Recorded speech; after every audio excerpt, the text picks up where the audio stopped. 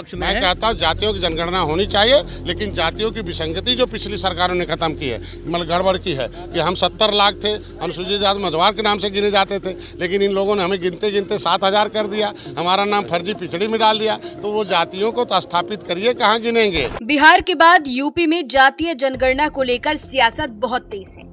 एक तरफ अखिलेश यादव इस मुद्दे को अपना सबसे बड़ा मुद्दा बनाकर निकले हैं और बीजेपी को घेरने की कोशिश कर रहे हैं, तो वहीं इन सभी चर्चाओं के बीच यूपी के डिप्टी सीएम केशव प्रसाद मौर्य ने भी ऐसा बयान दिया जिसके बाद सियासत और भी तेज हो गई। और उसके बाद अब योगी सरकार में मंत्री संजय निषाद का भी बड़ा बयान सामने आया। जनगणना जो हो रही है उसको किस तरीके से देखते हैं? फिर आप केंद्र में सरकार आपकी है, जहाँ पर भी जनगणना हो रही है जातिगत या अन्य प्रकार से, उस राज्य सरकार का विषय है। तो वो संविधान के खिलाफ कर रहे हैं क्या? मैं कैसे कह दूंगा? केशव जी, आप जाति जनगणना के पक्ष में है कि नहीं? जाति जनगणना निश्चित तौर से हूँ, जाति जनगणना के पक्ष में है। तो एक तरफ आप कह रहे हैं। तो जातीय जनगणना के सवाल पर केशव प्रसाद मौर्य ने साफ कहा कि जातीय जनगणना निश्चित तौर पर होनी चाहिए।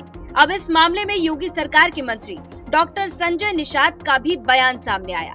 डिप्टी सीएम केशव प्रसाद मौर्य की जातीय जनगणना की मांग को कैबिनेट मंत्री डॉक्टर संजय निषाद ने भी सही ठहराया, लेकिन एक और अलग मांग कर दी।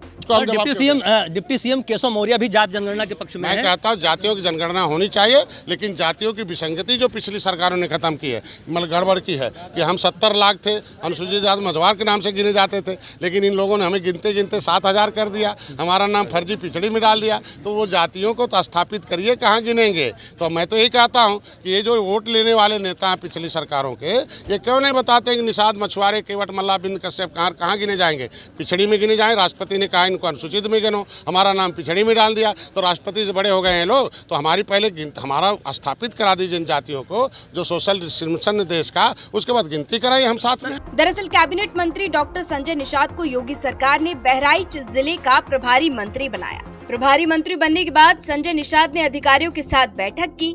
फिर यूपी तक से खास बातचीत में जातीय जनगणना पर विपक्ष की मांग के साथ खड़े डिप्टी सीएम केशव प्रसाद मौर्य के साथ अपनी भी सहमति थी, लेकिन एक और मांग रख दी। अब सवाल ये किया कि पिछली सरकारों द्वारा जातीय आधारित विसंगतियों को दूर किए बिना आखिर जनगणना कैसे हो सकती है। अब इस पर आपकी क्या राय है, यह हमें कमेंट बॉक्स में जरूर दें। बहराइच से रामबरन चौधरी की रिपोर्ट, यूपी तक।